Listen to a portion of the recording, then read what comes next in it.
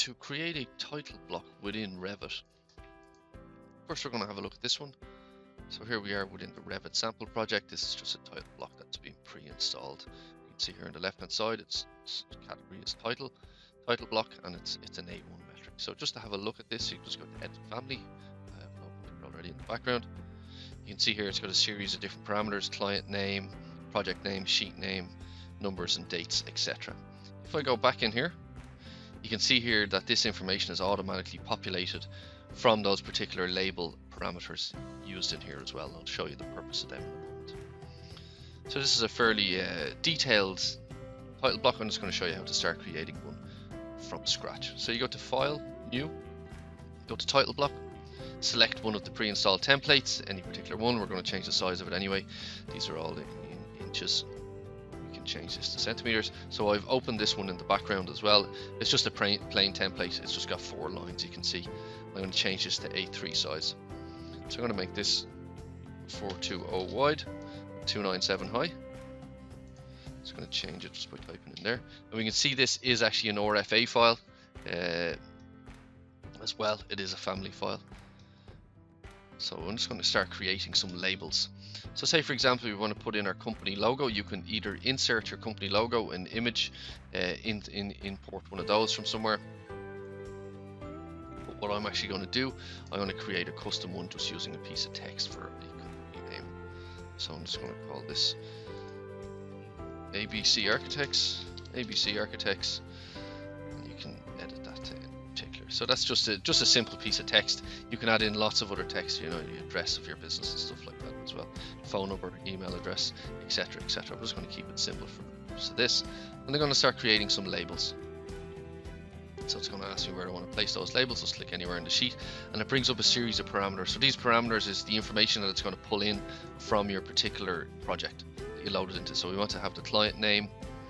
What else do we want to have? We want to have drawn by, file path if you want, lots of IFC ones there, scale obviously quite important, sheet issue date, sheet issue name, and we'll give it a sheet issue number as well. And we have client name. Let's go for project name as well. I want project name to be the first one. Put that under client. Client is most important. Then project name, drawn by, etc., etc. So I'm just going to hit apply on that. Click OK, and you can see it's just brought in a series of kind of labels after labels. But we actually want to arrange these to be more readable, I suppose. So if you just use the break option at the end of each parameter, that's just going to stack them on top of each other. So that's quite a lengthy piece of information there. You can break these into individual ones if you want as well. Once we load these in, these will obviously pull in the information that we're looking for. I can change the size of this text as well. I'm going to create a new one. So this current one is set at our tag one. I'll leave that text size. I'm going to make this text size. We'll make it 2.5 mils, nice and tidy. And I want to change it maybe to Arial. We'll change it to Arial rounded for now to see how it looks. That's fine. Place that in there. Now, I also want to maybe place some annotation information, just line work around it. So I'm just going to start drawing some lines. I just want to place maybe a box around that. So this is just stationary information that will just tidy up how it appears.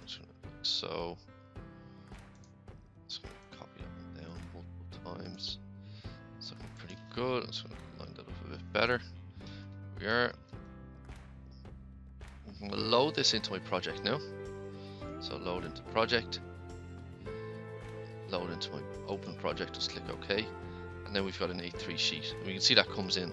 When I go to load in a sheet, I can see here it's got a series of different ones. I can rename it. Currently it's called Family 3. I can rename that to edit type. Just click OK on that.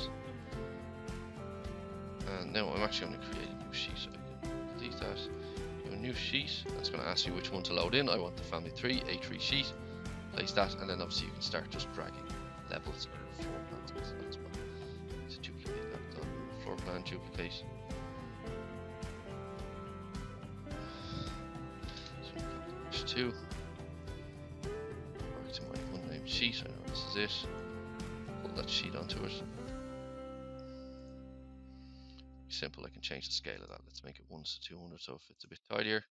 Goes nicely on the sheet there now. Pull that across. Now, down to our parametric information.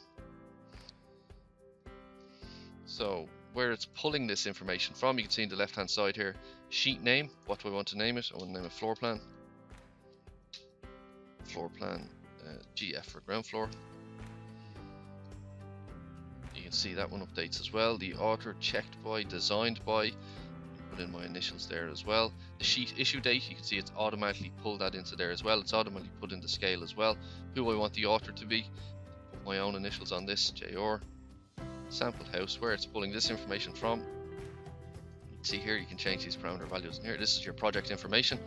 So we can just say this Jones's holiday home.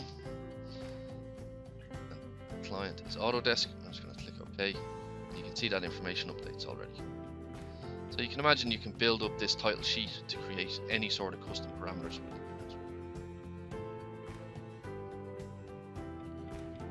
Just to tidy this up a bit further, I'm just going to edit this family again. So I'm just going to go back into my family. Here we are. I just want to tidy this up so it looks a bit more presentable. So I can actually start editing the label of this. I'm just going to pull that across, and I'm actually going to put that over there. I'm going to create another set of labels here on the left hand side, just of text. So having edited a bit further, I've changed the text to a aerial round just to make it a bit more presentable. I've placed in what would be a logo or company logo up here as well. I've just changed it to what your company color might be. You can easily change that just by going up here as well. Say for example you might have a blue, or maybe we'll go for a we'll go for a blue kind of color. That's your logo. Place that in there as well. You might even have a logo image here on the left, and then all of these on the right hand side are your label tags. I've broken them into individual labels, so each one is an individual label rather than having them stacked. It just gives you a bit more control. Left hand side, this is just text, just naming what is going to be populated in here. You can see that I've moved the logo from here, create a nice little box over here as well. I've just used the line tool to create this as well. I'm given an offset of 2.5 from each one. I can change the thickness of these lines if I wish.